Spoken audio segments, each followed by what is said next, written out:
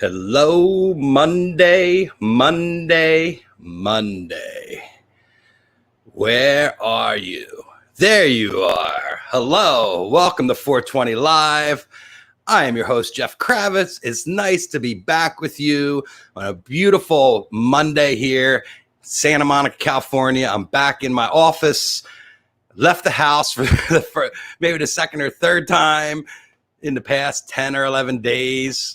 I've been, like you guys, sitting there on my couch watching Rome burn while the fiddler Nero plays his tune on the steps while the city burns, the White House burns behind him. Everything we know is changed. The world is a little bit different. We're feeling it. I think everybody's feeling it out there. I know that I spent the past week with a lot of reflection and trying to understand how we got in this mess in the first place. And I think the answer is really obvious. It all comes from greed. Money is the root of all evil. And that's one thing that we see, the oppression of people. So certain people can get richer than other people. It's very simple. I mean, I don't think that it's hard to figure out. Some people like being very rich and keeping other people down, and other people have to struggle their whole lives. And the people that are rich don't really care about anybody else. So, I get it. I understand it. It doesn't mean that it's going to get solved or fixed or anything like that. And I think that's the same thing that we're dealing with the police brutality that we're seeing on the streets. I cannot believe the videos that have come out since George Floyd. Since this all went down, the stuff that's coming out is some of it's even more atrocious than what happened to George. I guess the longevity of what happened to George and the callousness of the guy with his hand in his pocket watching him die at his knee is probably the hardest thing to get over in that, because everything else you're seeing are quick swatches of violence against people, but other people being held down, chokeholds, and we're in a really weird place, America. And I understand why I went dark last week was to reflect and to take it in, because it's really hard to comment when we're watching society change as much as it is when things go crazy, because I come from a place of privilege. I don't come from a place of, not knowing where my next meal is coming from or having to struggle throughout my life. I've been very fortunate and lucky and blessed to be in the situation that I'm in. And not everybody is as lucky as me. And there's people luckier than me, and there's people less fortunate than me. So we're all riding our own line and trying to figure out our place in the world and what we did wrong. I think that's the hardest thing to get over, is our understanding of where we went wrong with our thoughts and our complicity and complacency maybe is with the whole thing. So, usually I come to you for a distraction, and we're going to get into some of the distraction today. But, my guest today is Karl Denson. Karl has been around the block like I have for years. We've watched many, many different things happen in our society, and many different changes happen. And, I think that it's hard to get into any conversation nowadays when you're not concentrating on what is happening in the world and in the headlines first, because it's taking our breath away. What we're seeing is stuff that we've never seen before. The march in Los Angeles yesterday, the photograph down Hollywood Boulevard from Orange, I guess that was, in front of the Chinese Theater, all the way down to Vine Street. That's a mile of people packed in side by side. I know everybody's still worried about the COVID and the virus out there and what's going to happen next, but to see everybody out there, it's just, it's life affirming. It would have taken us decades to get back to this level, I think, where people were comfortable enough, but we certainly ripped the Band-Aid off a lot of things. One of them was COVID. The other was the suppression of race in our country and the way we've kept it down systematically. Systematic racial. It just drives me crazy when I see it and what I've seen on TV. And when you start getting into the documentaries, I shared the documentary 13th. I don't know if you've seen that, but you owe it to yourself to watch it, because these are the things we did not learn in school. I learned about Birth of a Nation because I went to film school. So I sat there and watched Birth of a Nation, and I was blown away at that time. And I don't even want to go how far long ago I was in film school, because it's too long ago. But we watched Birth of a Nation. It was a part of our learning in film, as one of the first films that was made that really resonated with the people of America. And then when you see it, and you see it come back nowadays, you're just like, well, this is the problem. The problem is that our entertainment, too, needs to rearrange itself. So I got a lot off my chest right there. I'm going to bring in Karl Everybody knows Karl. I don't have to do a lot of introducing here. Hello, Karl. How are you? I'm awesome. How you doing, man? I'm not hearing you right now. Oh, Oh, there you go. You're on. You're on. You're okay. on. It's working. Okay. Good. All right. You getting that off your chest? You feeling better? Yeah, I feel a little bit better. I don't feel. I mean, it's hard to feel better about what's going on, no matter what you're able to say and what you're able to think. What's your impression of what's happened over the past couple weeks? Well, the one bright spot in this for me is the youth of the movement. The youth of the protesters, which leads me to believe that we have got our foot into the door of getting this idiot out of office by the vote, because I think there was some worry about whether or not all these kids were going to actually get out and vote, and whether they're going to be motivated enough. And I think this moment, this Floyd killing, and Tiana Taylor, and the Aubrey Marbury. Yes. Arbery thing, Ahmaud Arbery. I think it's really made people aware of what's going on, to the point, and then the president's march down to the church. And the soldiers in Washington, D.C. I just hope people really realize, what we're looking at here. And, and I'm hopeful that all these kids who are out there on the streets now, that they're motivated and they're going to tell their friends, and we're going to actually, have that turnout that we need to make sure that we get the majority's voice is heard this November. Right. It's not just the older people voting, but the youth get out there and vote. Yeah. And this whole, and black people, it's like, just getting everybody to realize that, me and I'm gonna start a podcast pretty soon, but my bent really right now is I don't really like to be out there. That's not really my thing, but I do like to talk about politics, and I do like to talk about what's going on. And I just see there's this weird thing going on right now that I think we have to acknowledge, that it's kind of like between the just being too busy to pay attention, and like you said before, too privileged to understand the danger. There's also kind of a movement now of some really stupid stuff that's going on, that's called too lazy to study. And so we're being fed a lot of really crazy nonsense right now, and people are buying it. And this whole movement of like the deep state nonsense that's going on right now. I'm just going to say, from a black perspective, I feel like we finally came to a point where it's time to really make this country live up to its ideals. And now we got a bunch of white people who are like, oh well, we don't want to do that now. We want to destroy the whole thing. Like we want to just wreck the whole system now, because it's not, now we're going to call everybody who works in the system deep state and traitors and all this nonsense, because they're being fed a bunch of garbage. But do you think that's a lot of noise, right? They're being fed a bunch of garbage, and they're not taking the time to try to disprove themselves.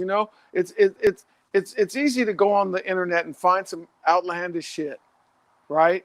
But it's not. It's way harder to actually use your brain and go, that doesn't really sound that logical.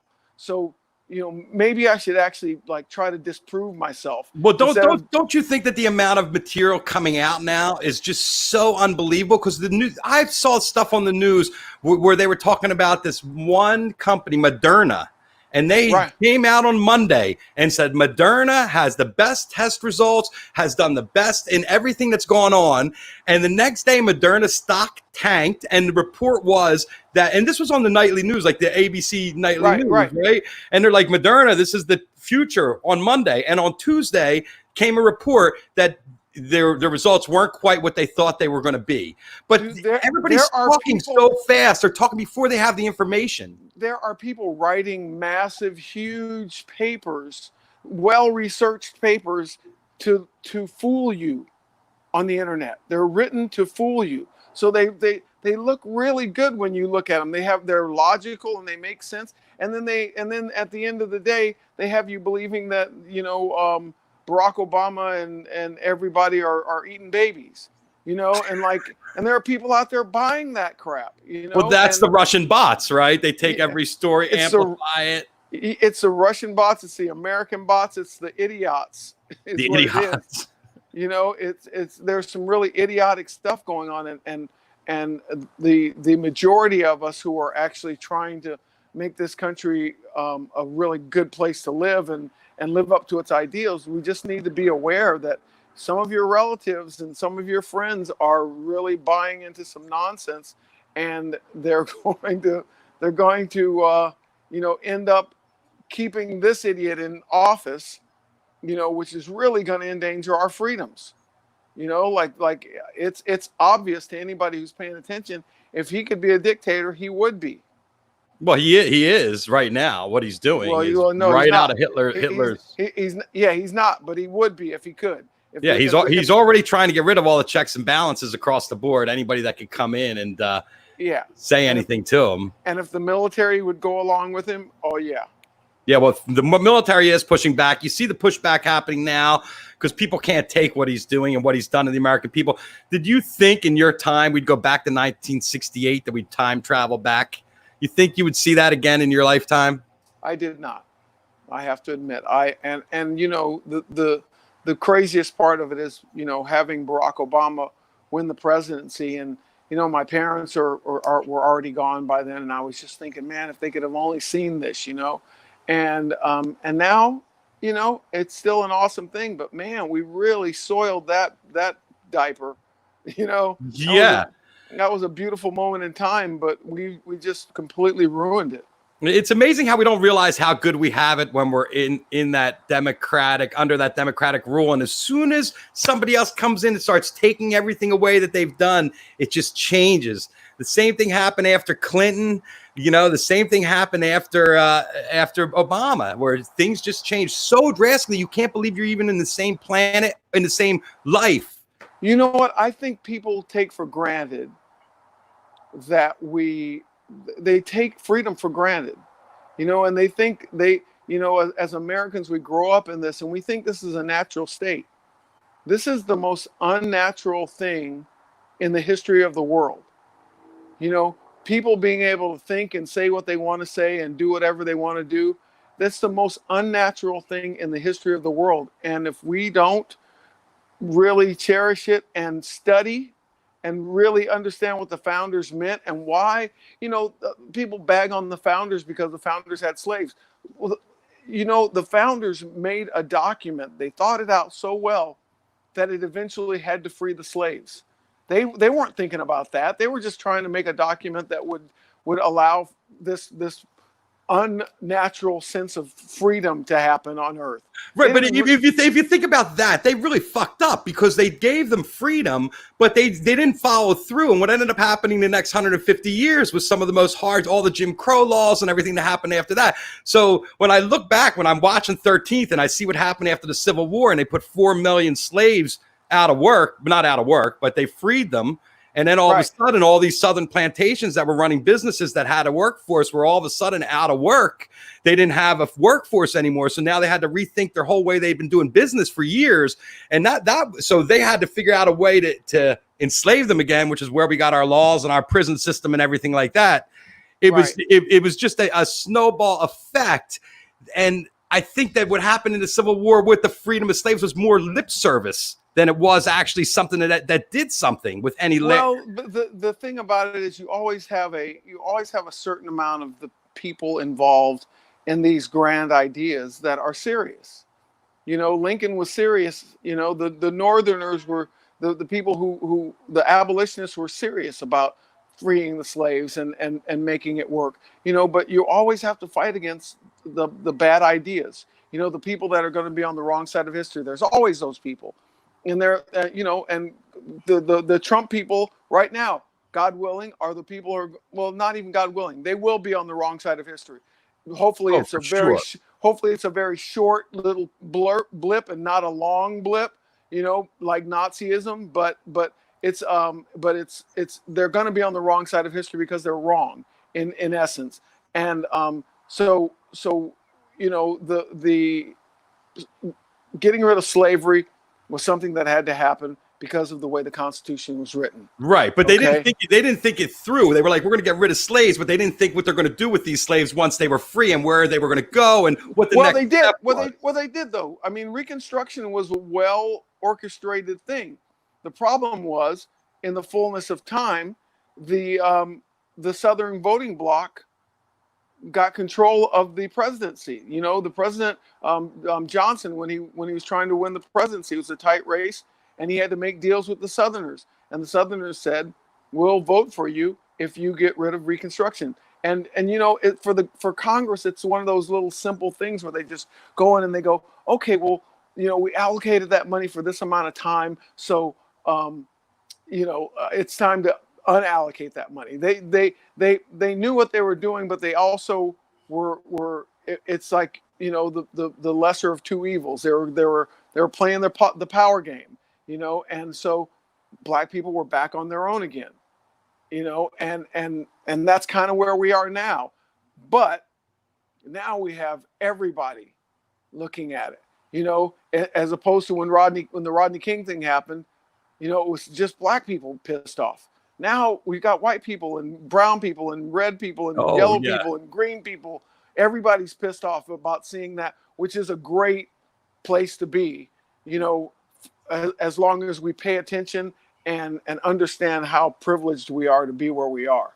Of course, and this is one of the first demonstrations that's been in all 50 states and in over 20 countries. I don't know if you saw what was happening in Spain and Amsterdam and London, and then also interesting in Idaho and Montana and these Trump strongholds where people are taking to the street and yelling Black Lives Matters in Arkansas, and people are like pulling their hair out because they're like, what are you doing? But the message is resonating, and I never saw that coming either. So I tweeted today. And I haven't done very many tweets. I've done you can count them on one hand probably how many tweets I've done in my life. But today I tweeted to Barack Obama, and I told him, I said, "Hey B, tell Joe to stop being scared.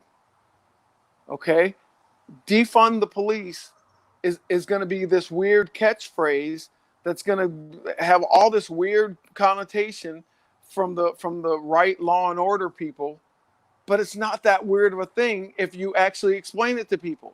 We're not trying to say don't have any police. Nobody's trying to say that. We're trying to say take some of the money, just like we need to defund the freaking military. In the same way, we're not going to not have a military. We're going to have a better run, better orchestrated military, and we're going to use some of the other money to do things that need to be done, not just pork barrel spending on everything." Well, I think the important, like, defund politics. They're close. Police is almost the word politics, but we should defund politics. We got to take the money out of politics. Yes. That's where the issue is. All the self-interest, all these people with these guys paying them off on the other side. I've never seen the lobbyists. All this stuff has to stop. We have to level the playing field. I got a buddy, and he, and for a while he was calling Alexandria Ocasio-Cortez. He just kept coming from the right. He would just tend to call her crazy, and I'm like, man, she's the most sane person out there. Like her going in front of Congress and running down all the things that they as congressmen are able to do without any without it being against the law. She was just sitting there going, so we can basically have insider trading and it's not against the law. And they're like, yeah. So we can do this. It's not against the law. Right. Yeah, that too. I saw that. We can do this. It's not against the law. And it's like, that's the most sane thing anybody said, where she was just like, you guys think this is crazy? You know, this is why we can't get anything done, because we can't get both sides. You know, when it comes to actually getting both sides on an issue, you know, the issue of getting money out of politics should be the one where we could get everybody to agree. Yeah, that's kind of swampy, but no, nobody wants to mess with that, because that's why they go in politics. That's where all the So bread. Yeah, because they're all a bunch of fucking thieves. That's the problem. So they can end up rich when they get out of it. And I don't believe that all politicians are thieves, but you know, I think the rules are made so that they can become thieves, and they become really good thieves. Yes, I think absolute power corrupts absolutely. And Yeah. I was born and raised in Atlantic City, New Jersey, and I would say we've put 90% of our mayors from the past 100 years behind bars. Right. 90%. There's only 10% that actually weren't corrupt. And the same thing in NOLA. I mean, politics and corruption go hand in hand, because when people are waving that cash under your nose. Yeah, you don't start out thinking I want to go risk my life in jail. You know, Right. I want to go risk prison. You don't go out thinking that. But if somebody comes up to you with a really good deal in it, and you look around and go, man, there's really no safeguards against this. I could probably get away with this. You know, you're much more likely to take a chance. And people are so short-sighted, though, because everybody gets caught eventually. Well, no, they don't. Not always, but I wish they always did. I wish they always did. That would definitely help us if they always got caught. Jeff, there's a lot of them getting away with murder. Well, you know, the funny thing is, we catch people now with their hand in the cookie jar, and there's no repercussion. There's no implications. Well, you know, I mean, that was the beauty and the tragedy of the OJ case. You know, of the American way of just lawyering up.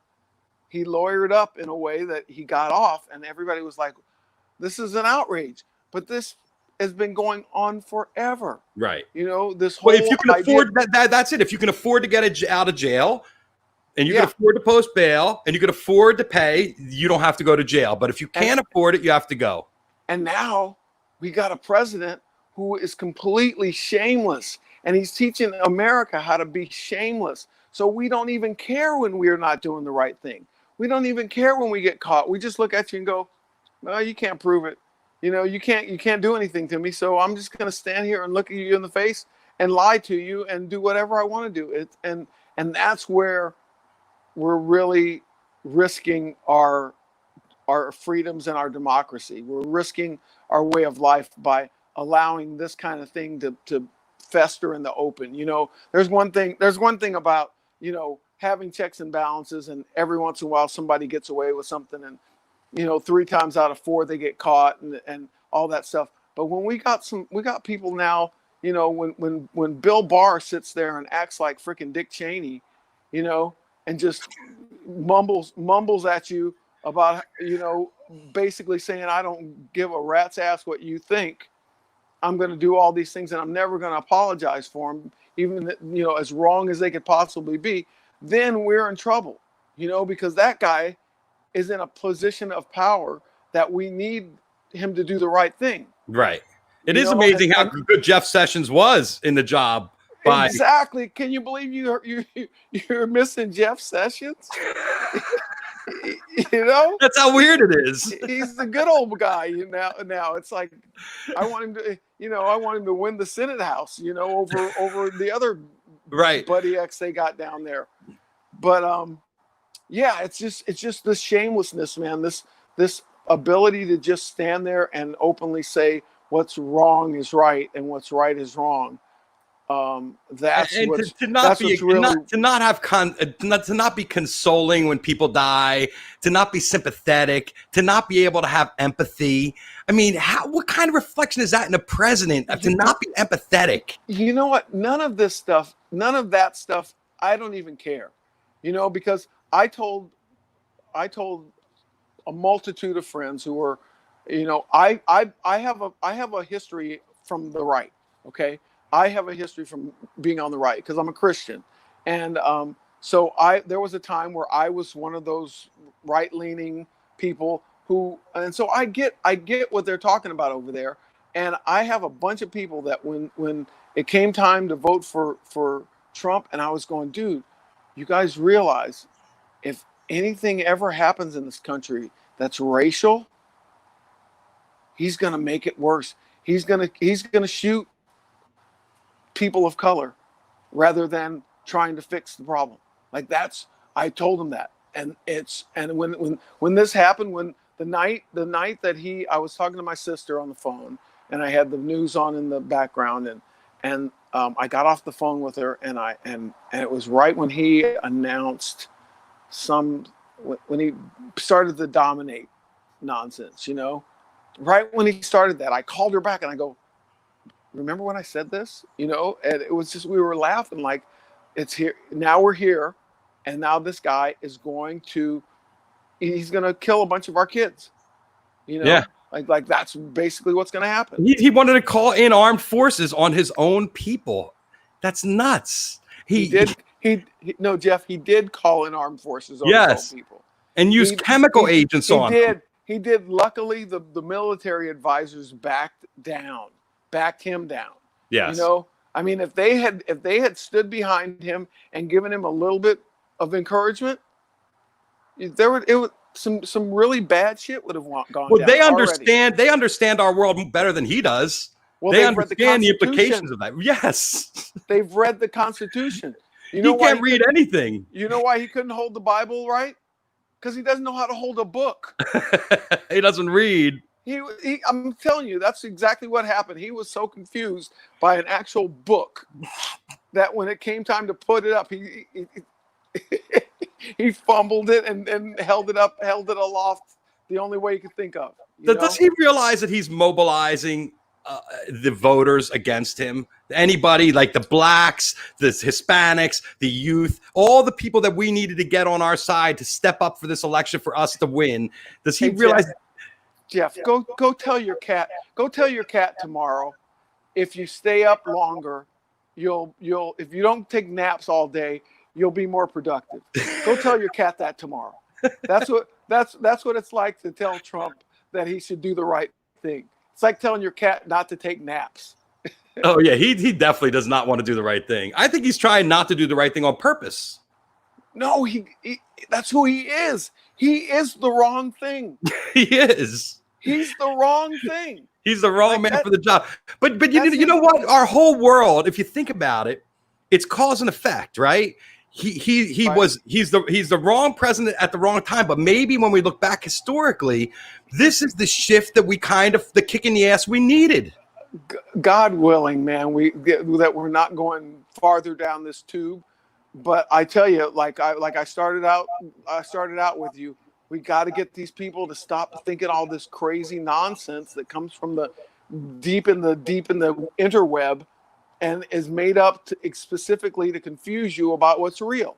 We got a lot of people out there that are, bloodthirsty. We are really, like, I've been feeling this for a couple of years, man. Like we're at a real tipping point, and if we don't watch out, we're gonna be looking back at a freaking trail of tears. We just hired Andrew Jackson, and there's a bunch of land out there. This whole thing of like, well, he's great for the economy, when he's a horrible human being. That to me is just like America. Well, a horrible businessman too. When Andrew Jackson wanted to take all that land away from the Native Americans for cotton, basically America just said, we're gonna look the other way while he destroys all these treaties and does exactly the wrong thing morally, so that we can make more money. That's how I feel about the time we're in. I feel like there's a trail of tears that we're getting ready to embark upon, because America is turning their eyes away from what's really going on. So you don't think we're focusing on it? You think we're being distracted by it? Well, I think the George Floyd thing has helped us to focus on it, but I think for the last 3 years we have been distracted. Yeah, we've been saying, you talk to and I'm not talking about all of us, the 60% of us that are, or I should say the 55% of us that started out this whole thing going, this guy sucks. I'm talking about the 45% that have been backing him, and they're slowly starting to peel off from him. But we're 3 years into this presidency, and instead of talking about the fact that we have a president who condones Confederate flags in his midst, we're talking about the shiny object of the day, where if you go back to the very beginning, there was like glowing objects. There was like a freaking supernova that happened, at least 3 times in the first 6 months, that people should have been like, wow, I can't believe I voted for this fool, and I'm backing down. I'm like not with him anymore. But it's all this, well, I'm making more money. My 401k is doing great.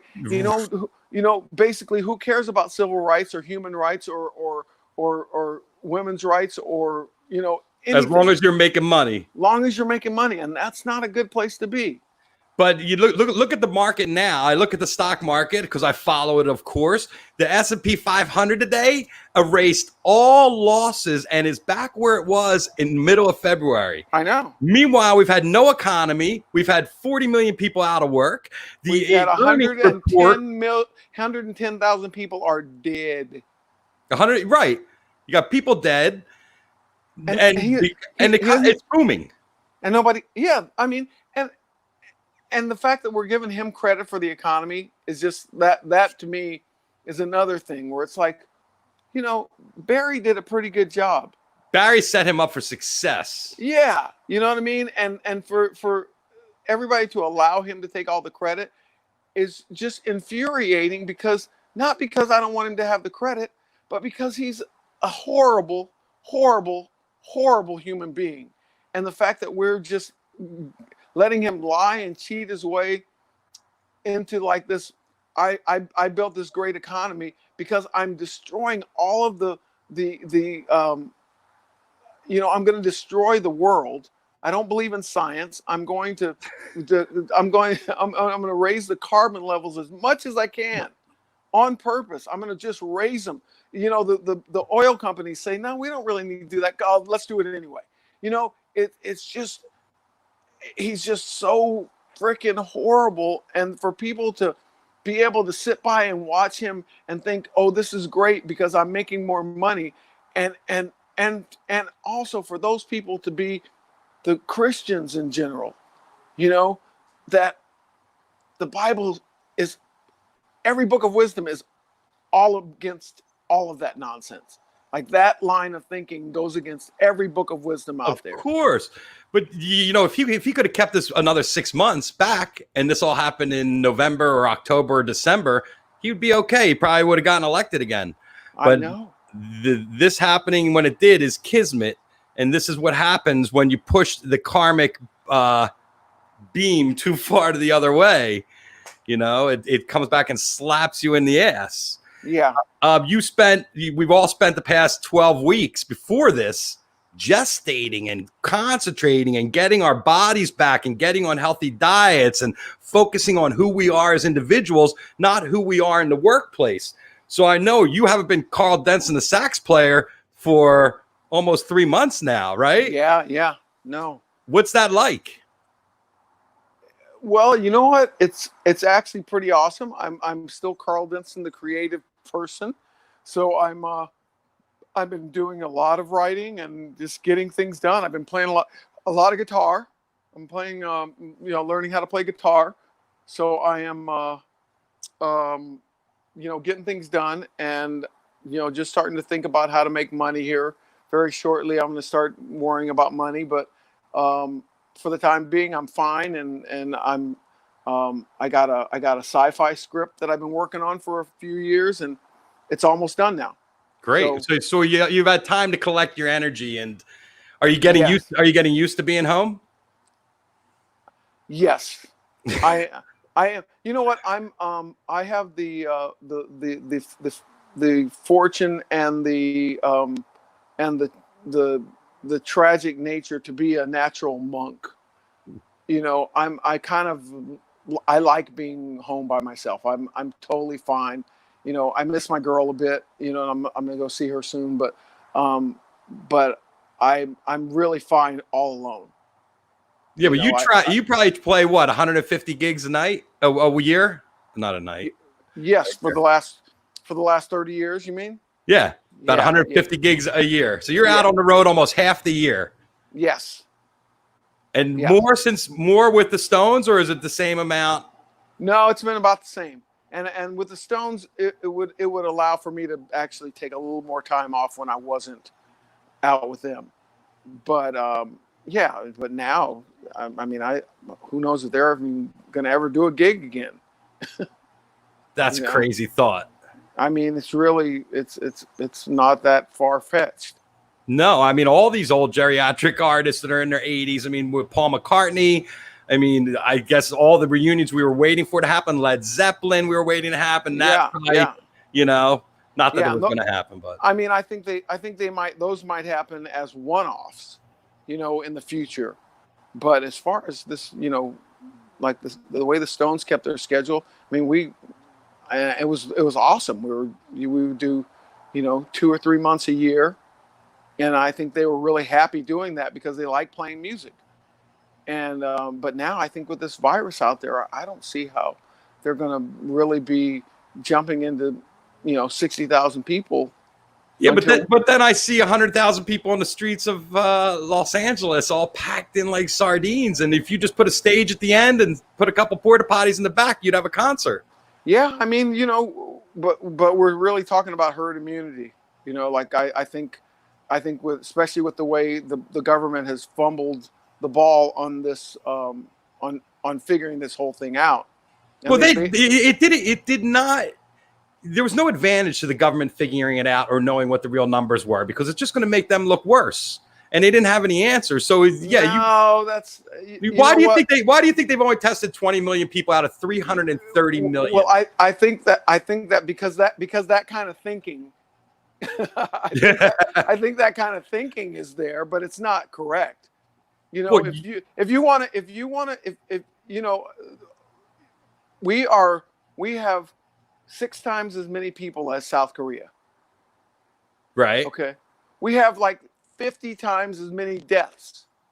Okay, it's because the government's not handling their shit. Okay, you put together a plan. It's obvious what you do. This guy came in. He eliminated all of what Obama had done, had set up to fight a pandemic, just because he didn't like him, because he's a buffoon. And then when it came time to do it, he can't mobilize the troops to get masks or PPE or tests. But as soon as black people come out in the streets and break a few windows, oh, he'll mobilize the troops for that shit. Like it's just backwards. We didn't have to have all these people dying. It's obvious. And the way we should have been reopening was reopening with actual test sites all over the country where you could just drive up and have a test whenever you wanted it. And we wouldn't have had to spend all that money even. But I still don't think he wants to know those numbers. He was promising us tests out the Well, ass the idea that every day, talking and telling. But the idea that what he wants to do is anywhere near the correct thing is the fallacy in your last statement. if A equals B and it's he doesn't want the right thing. He never wants the right thing. He always wants the wrong thing. So whatever he does, you can pretty much bet it's the wrong thing. Oh, every once in a while he stumbles on something that's like, I thought his greatest hits for me. I think the China thing is well intentioned, ham-fisted as hell.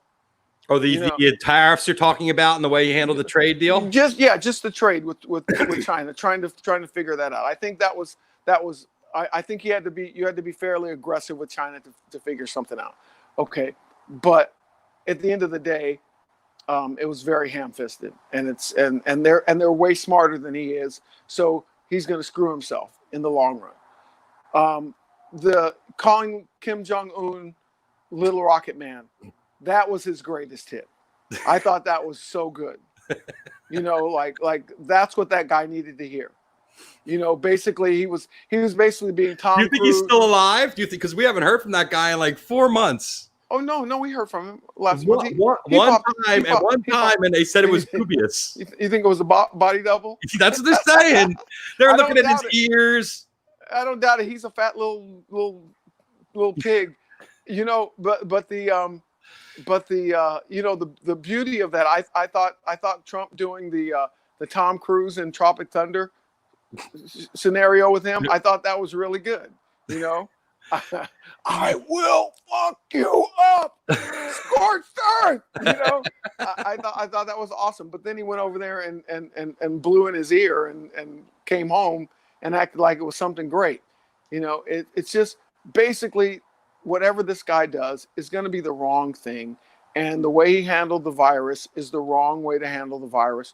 We shouldn't for 1 second let him off the hook for 110,000 people dead. When South Korea had a couple thousand, if that. It's and we found out the exact same day. And we're American. We're supposed to have better intelligence than anybody. It's just nonsense. Well, when you don't want to listen to anybody and you don't want to look at the prior administration to see if what they left you was any good to begin with in any program, right? Just the fact that it stamped Obama's name on it, that has to go, this has to go, without having a replacement program. That's this whole thing. You read Atlas Shrugged, I'm sure, at some point in your life. Yeah. And it was just a book about social dysfunction and putting people into position that are the worst qualified people to do the jobs. And that's exactly what Trump did.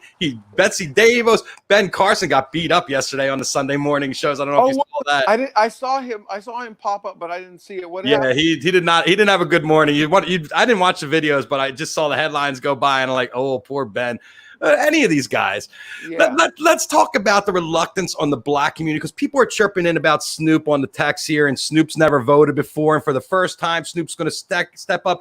It really seems weird to me that when you had a chance to elect Obama, that wasn't the first time everybody got into the booth, but I guess people were like, Snoop has never voted. That's what he said. I've never voted before, and I'm registering to vote because Trump's driving me crazy, and I'm going to go vote this year for the first time ever. Oh. Well, Well, I love it. I love that. That's awesome. I would have never thought he wouldn't have voted, but the fact that he's going to vote now, I'm still with it, and that's exactly what I want to happen. I think this Floyd thing, combined with the Trump thing, hopefully it's going to galvanize the majority together and go, you know what, we need to get this guy out of here, and just it's time to start understanding, like people need to read some books, man. People need to read some Carl, history. In all honesty, when I watched 13th, have you seen 13th yet? I have, yes. And when I watched 13th, and a friend of mine commented, because I shared it on my Facebook, and her comment was, I am so pissed off that they didn't teach us this in school. Right. And it's just like such basic American history that our culture has stepped over and tried to eliminate from our past to teaching it to our kids. And that's why the racism systematically grows every year, because nobody knows what happened. Because we've adopted, as a Christian, I've changed my status actually, because I grew up as a Christian, and I always identify with that, and I love Jesus, but I kind of was over it. I was over the whole thing for a while, and just as a human being, and as learning more and becoming, I'm also kind of a scientist by nature. So as I started to, come into my own as an adult in the last 20 years, I kind of moved away from that, and then for a while it was more of like just science, and then I found this really great priest.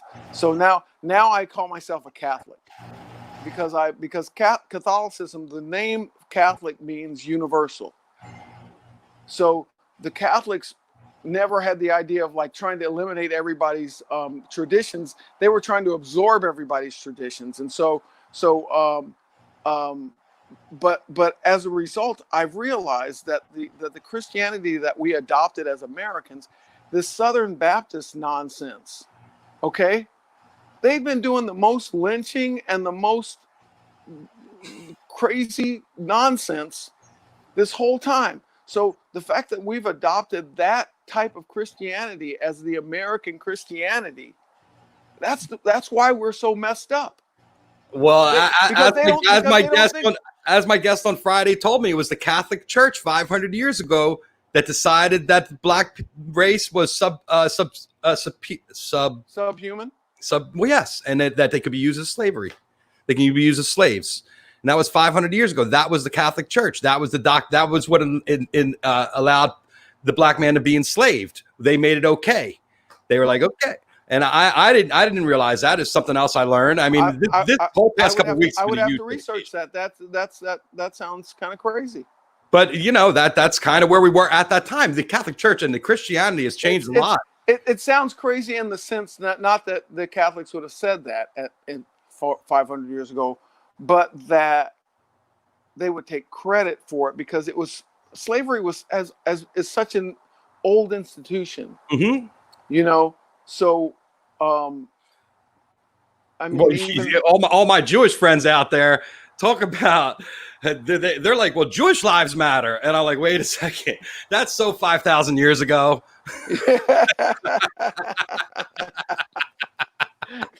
There you go. Exactly. It's all just cycles. But yeah, it's like we've adopted this weird thing from the Bible, and made all these allowances inside it so that we're instead of dealing with the Beatitudes, you know, the New Testament Beatitudes, blessed are the poor, blessed are the poor in spirit, blessed are the meek, blessed are the humble. You know, instead of adopting that stuff, we're still stuck in the first 3,000 years ago when Moses brought the 10 Commandments down from the mountain. You know, we're still worried about that kind of stuff, the basics. And so the basics, because we're only worried about the basics, you can make up this whole like set of rules that has nothing to do with people. You know what I mean? Because I'm so worried about, well, I'm not a thief, and I'm not and I love God, and I don't commit adultery very often, and you know, all this nonsense. Where that's as far as you go. But every once in a while I do hang a black man from a tree, or I chase him down and shoot him, you know, but I go to church on Sunday and my sins are forgiven. Well, lynchings were entertainment. Friday night lynchings were a thing. You would go to the square to watch them hang a black man, and that was a thing where everybody united around it. It's kind of and then Sunday you go to church. Right. It is amazing how the church operated all these years. Yes, exactly. It's amazing how the human mind can compartmentalize stuff. But it's, you know what? It's, once again, I'm going to reiterate: read a freaking book, you guys. Like, read some books about history and find out what's really going on, and stop reading the internet. Well, part of the problem is that a lot of people are illiterate, so the things that they know are what people tell them, or what they see on TV, or what they see in a movie, because they can't read. And then they hire an illiterate to run the country. Yeah, and then they believe everything he says because, look, he's like me. And you know, the amazing thing that amazes me about all these politicians that are so religious and all Christian and Catholic and stuff like that, they're doing nothing to help the homeless. They're doing nothing to help the poor. I don't see them bearing their souls for the good of humanity. I see everybody waiting for another hand in their pocket. Well, you know what though? I mean, in their defense, they do some of that stuff. It's just not. It's the reality of it is everybody is still so stuck on getting to heaven that they're absolutely no good down here, you know, because it's not just going to the homeless shelter, you know, it's actually realizing that the gay person that you were told you weren't supposed to like is a human being, and the black person or the woman with that wants to get an abortion, all of those people, it's actually looking at them like human beings, and that's where the wisdom of, the books of wisdom coming. That's where you want to be Jesus. You want to be Buddha. You want to be, you want to be able to see with those kind of eyes. And those kind of eyes aren't the freaking Southern Baptist, No. Well, Catholic, let's face Catholic it. Inquisition nonsense. Racism is something that's passed down generationally in the home, from father to kids, and they keep on doing it. I saw it when I was a kid. I saw all the immigrants in Atlantic City, and they all N-word this, N-word that every time you turned around. There was a lot of social strife at that time, so we just accepted it as a part of what we would hear, a part of the vernacular, because that's the way people talk. But they were systematic. They were racists. I mean, there's no two ways about it. And they East Coast is gnarly.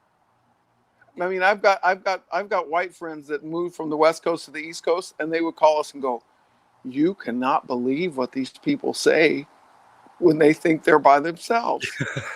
Like where they had to check people, where they're like, "Dude, that's not how I roll," and they take it as just like it's a regular thing, and everybody's a little racist, and that's just not true. Everybody's a little biased. I think everybody's got some biases that they deal with based on how you're raised and where you're raised. But like what you just said, if you're racist, you were taught that shit. Yeah, it's definitely passed down. Yeah. What was it like for you traveling around the country the past? You've been on the road how many years now? 30 years, 40 years, 30 years you've been traveling. And what have you noticed the changes as you go into all these? Because you do a lot of small little cities in the South and you play up, you're all over the place. So I have noticed the proliferation of Whole Foods.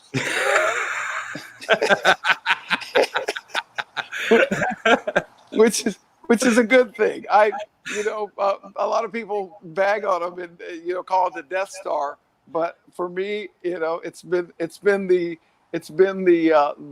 a beacon of hope. When you get a good Whole Foods, everybody's kind of happier and they're eating better and they're thinking better and they're and we just got to turn that into real change. The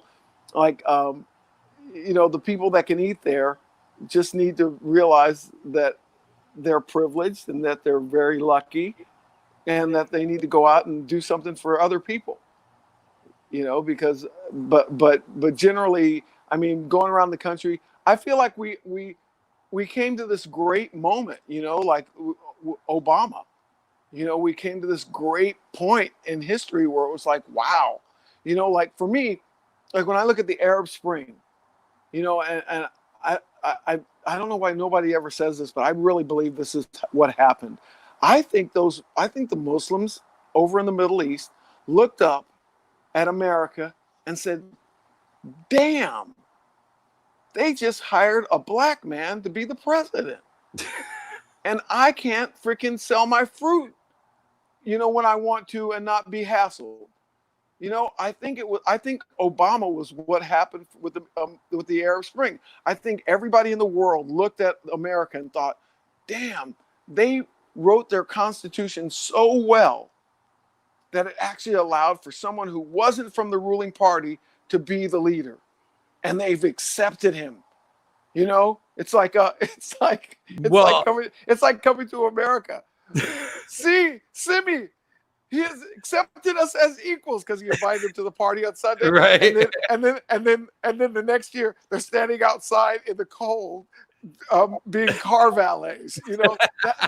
That's where we are now. We're all Eddie Murphy and Arsenio Hall standing outside in the cold, and we got to go freaking vote so we can get back inside. Are they doing a sequel? I heard they were. They've already done it. Did they bring you back in to be the band? No. Yes. No, we're in it. Great. Yeah, we made it. We made the cut. That's great. Yeah, it's pretty hilarious. I didn't really. People were hitting me up about it, and I was like, dude, they don't even remember that I was in that movie. And then we got a call, and it was like, wow. Now they barely paid us for it, but Hey, that's all right. That's good stuff. And then I saw you were on To Tell the Truth. Yeah. I could have won too. I